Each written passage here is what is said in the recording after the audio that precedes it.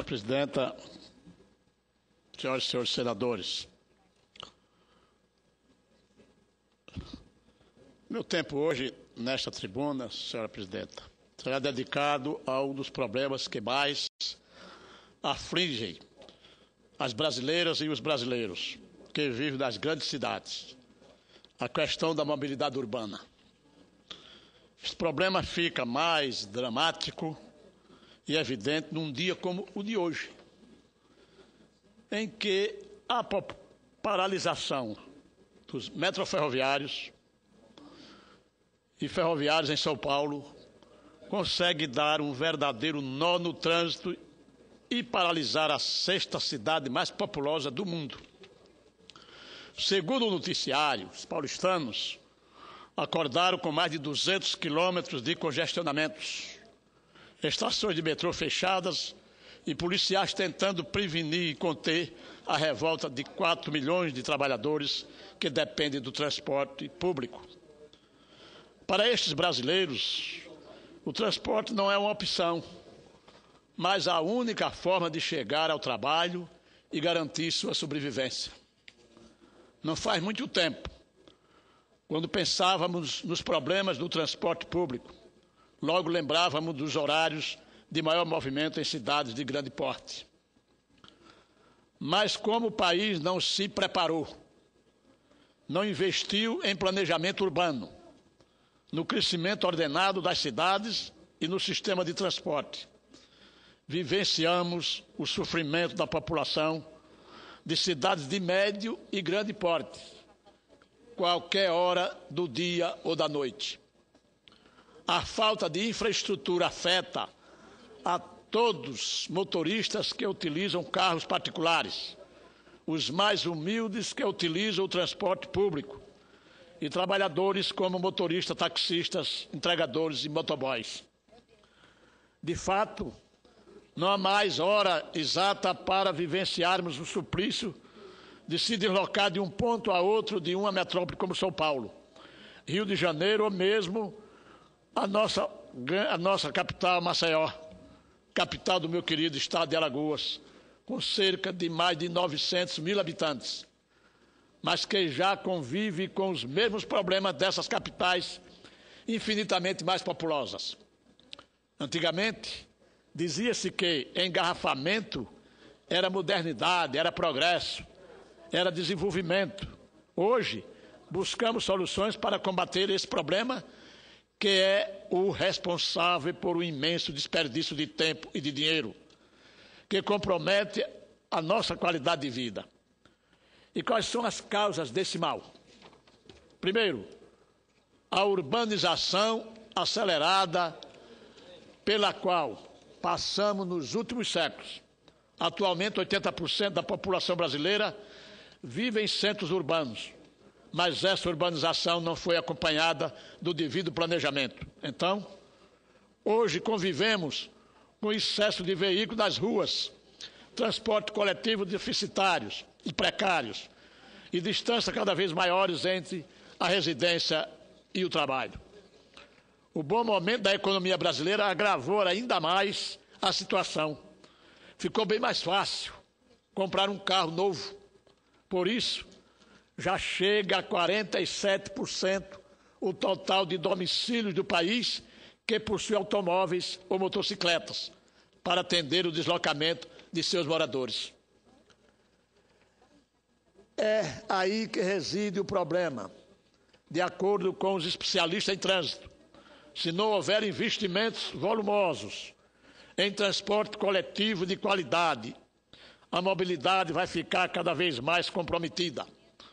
Sem investimentos, não haverá a preferência pelo transporte público e não nos livraremos dos congestionamentos, do estresse, de motoristas cada vez mais agressivos e mal educados, que rompem nosso pacto de civilidade. Imagine começar o dia esperando o ônibus que não passa no horário, lutando por um espaço para entrar na condução, percorrendo o trajeto mais de 1 hora em pé, exprimido num coletivo, e ainda ter que pagar mais um meio de transporte ou caminhar até chegar ao trabalho. A realidade dos motoristas também é desgastante. Saem cada vez mais cedo de casa para não pegarem engarrafamentos. Disputam cada espaço das avenidas com outros carros, ônibus e motos, além de ficarem suscetíveis à violência urbana enquanto estão parados no trânsito. Como esses cidadãos terão qualidade, tranquilidade para fazer suas atividades diárias, conviver com o colega de trabalho e com a família? Como exigir dessas pessoas o exercício da boa convivência e o cumprimento de seus deveres, se é negado a eles o direito de ir e vir? E o respeito ao pedestre e aos ciclistas, sempre penalizado por escolherem uma forma de transporte que não polui, não congestiona e não agride, mas sem cidades preparadas para essa convivência. Pedestres e ciclistas são massacrados por um trânsito violento. É lógico, senhoras e senhores senadores, que quando falamos de investir em transporte coletivo, estamos falando de um transporte público de qualidade, que atenda a exigências de conforto, pontualidade, frequência e cobertura de trajeto, juntamente com uma tarifa condizente. Sem essas condições, dificilmente conseguiremos estimular o brasileiro a deixar o carro em casa para ir ao trabalho. Além disso, precisamos investir também no planejamento urbano. A grande maioria das cidades brasileiras foi realizado por pessoas em sua plenitude física. O meio urbano e os meios de transporte privilegiam veículos e não o homem. Portanto, é preciso também dar uma nova dimensão às nossas cidades, valorizando os pedestres, os ciclistas, as mulheres grávidas, os idosos, as crianças e os deficientes. Humanizar o trânsito das nossas metrópoles deve ser a nossa prioridade. Apesar do esforço do governo federal, com o lançamento do programa de aceleração do crescimento Pacto da Mobilidade Urbana, lamentavelmente os investimentos no setor não têm sido suficientes para superar o gargalho de décadas de descaso. Estudo realizado pelo Instituto de Pesquisa Econômica Aplicada, IPEA, e publicado em maio do ano passado, mostra que 90% dos subsídios federais para transporte de passageiros são destinados à aquisição e operação de veículos individuais, carros e motocicletas. Como consequência, o uso de automóveis nas grandes cidades cresceu ou cresce 9% ao ano, enquanto de motocicletas dá um salto de 19%. Então, senhor presidente, senhoras e senhores senadores, fica claro que tem havido uma miopia nos investimentos governamentais. Privilegia-se o transporte individual em detrimento dos meios de transporte coletivo. Mas isso não é um problema deste ou daquele governo, mas de uma política que privilegia o transporte rodoviário e direciona investimento para alargar avenidas, ao invés de criarem sistema de transporte coerente e integrado à realidade de cada cidade. Além do impacto da mobilidade das cidades, a prevalência do carro como meio de transporte causa prejuízos econômicos, sociais e ambientais, que demandam mais recursos do governo para solucioná-los, como poluição, o tratamento de vítimas de acidentes de trânsito e a perda de vidas causada por motoristas imprudentes. Por sua vez, esse estudo do IPEA mostra também que a demanda por trens nos principais centros urbanos do país cresceu 150% nos últimos 10 anos. No caso do metrô, o crescimento foi apenas de 54% na década. Não devemos ignorar esses números, que nos apontam uma alternativa viável para melhorar a mobilidade nos centros urbanos.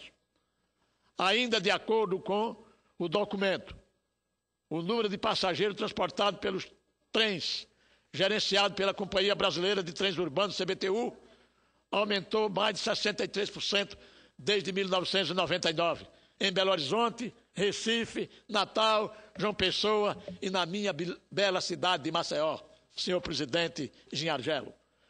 O problema é que os sistemas de trem e metrôs estão presentes em apenas 13 regiões metropolitanas e têm se expandido em ritmo lento. Nos últimos 10 anos, a malha viária cresceu 26,5%, enquanto o metrô aumentou a sua extensão de linhas em apenas 8%. Não obstante, o governo do presidente Lula, continuado pela presidenta Dilma, vem tentando corrigir essas distorções, realizando importantes ações para tentar equacionar a questão da mobilidade urbana. Não haveria tempo de citar todas aqui, senhor presidente, mas quero pelo menos mencionar as mais importantes. Avançamos com a lei número 12.587, de 3 de janeiro de 2012,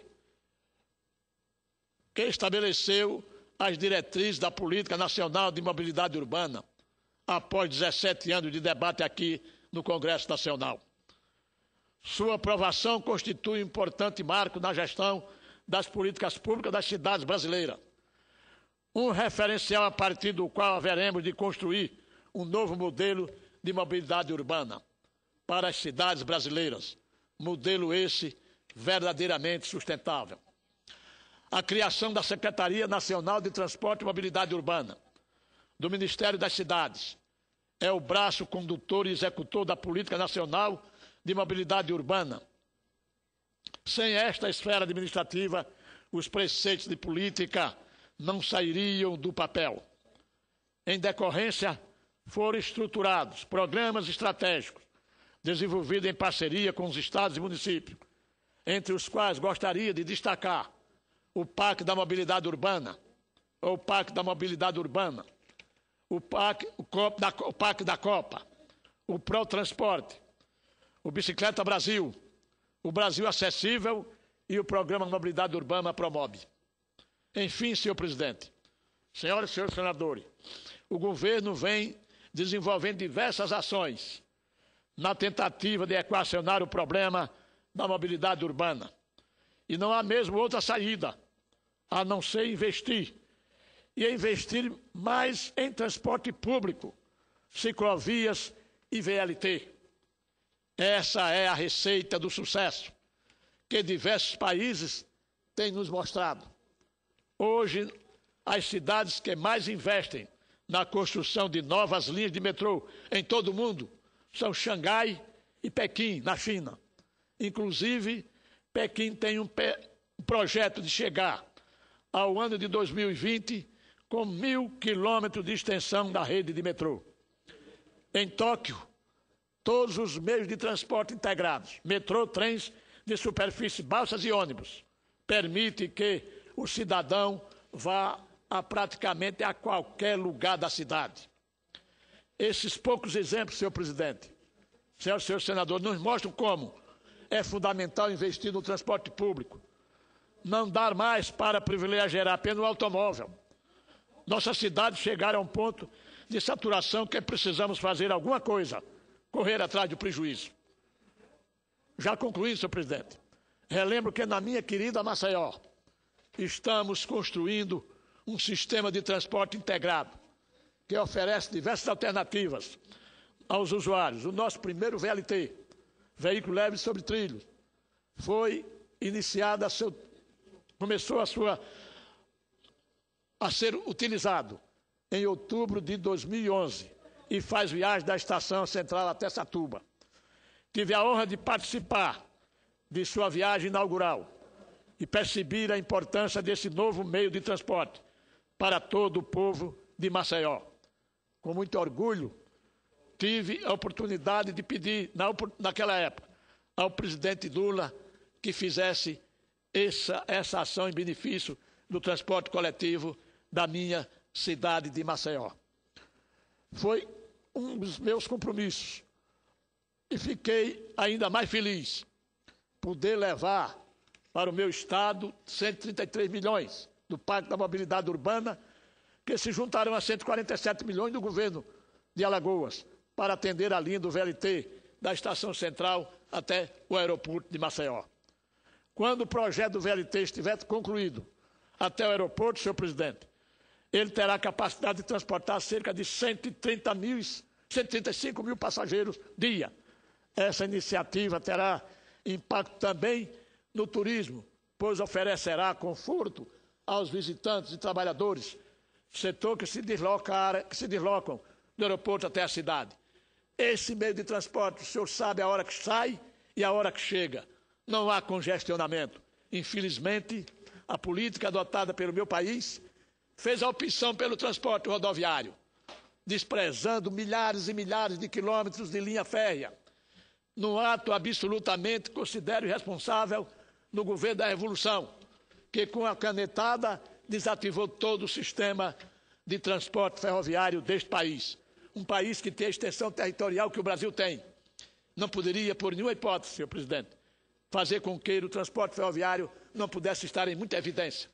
Se tivesse havido maciços investimentos nas grandes metrópoles, nós não tínhamos o caos no trânsito que temos em São Paulo, não teríamos o caos que temos no Rio de Janeiro, não teremos o caos que hoje temos em Brasília, que já está impraticável andar em Brasília de automóvel, porque, infelizmente, o meu país fez a opção, ao invés de ser o transporte ferroviário para levar as pessoas às mais distâncias, fez a opção pelo transporte rodoviário.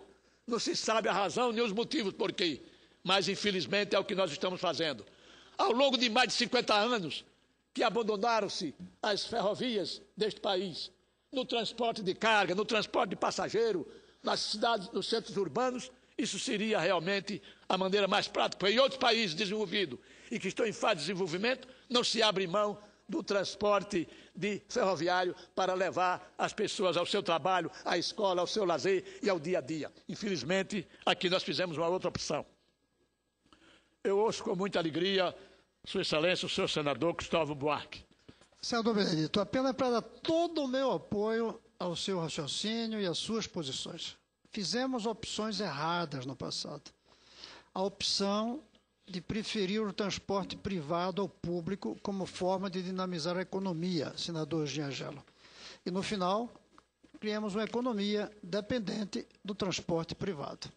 E estamos nessa marra. A prova é que, segunda-feira ou sexta, o governo brasileiro teve que reduzir os impostos sobre automóveis, facilitar o processo de venda de automóveis, em vez de enfrentar o problema do transporte público. Eu perguntei ao senador Mantega, ao ministro Mantega, quanto tempo ele acha que ainda vamos poder continuar incentivando o transporte privado sem cair no colapso das cidades. O senhor mesmo disse, e estou totalmente de acordo com o morador e senador pelo DF, que aqui já está insuportável o trânsito. E o senador Gin sabe muito bem e tem lutado para ver se melhora isso. O Brasil inteiro está assim. Cada cidade no Brasil está entupida, engarrafada. E nós não queremos mudar o rumo. Há 50 anos seguimos nesse mesmo modelo. Cada vez fazemos um pacote para tentar recuperar. E daí a pouco os estacionamentos estão cheios. Aí novo pacote e nada de solução. O senhor aqui traz solução. A solução do transporte por via férrea, inclusive urbanamente com os chamados VLTs. A solução, inclusive, de bicicletas, que em muitas cidades pode ser uma solução, mas vai precisar de muito discurso, senador Benedito, como o seu, para que a gente consiga mudar a maneira como o Brasil vê a economia do Brasil. Muito obrigado ao nobre senador Cristóvão Buarque pelo seu aparte. E eu quero encerrar, senhor presidente. E com isso conseguimos a cidade de Maceió, por exemplo, que é uma cidade que fica no penúltimo estado do Nordeste, mas que eu quero dizer a Vossa Excelência que brevemente nós estamos com o VLT já em todo o seu percurso da cidade de Maceió até a cidade de Rio Lago, na região metropolitana da capital do meu estado. E brevemente iniciaremos o VLT que sai do centro da cidade com destino ao aeroporto de Maceió. Pois bem, senhor presidente, ao encerrar eu gostaria de fazer aqui um apelo à presidenta Dilma. A presidenta Dilma que tem lançado programas os mais arrojados possíveis em benefício dos interesses, dos segmentos mais carente do Brasil, que ela também adote uma providência agressiva no que diz respeito a investimentos para se fazer os VLTs, os metrôs nos grandes centros urbanos, para poder a gente não ter o que nós vimos hoje na cidade de São Paulo. Além do mais, o seguinte, todos os metroferroviários estão em greve por conta de ajuste salarial. É preciso que haja esta consciência, são serviço essencial. E como serviço essencial, senhor presidente, não pode ter esse tipo de congestionamento e, ao mesmo tempo, esse tipo de demora para se adotar as providências. Acreditamos que este país vai encontrar os caminhos para que as pessoas que moram em São Paulo, no Rio de Janeiro, em Alagoas, em Brasília, possam se sentir absolutamente confortável em conviver com essa cidade. Muito obrigado, senhor presidente.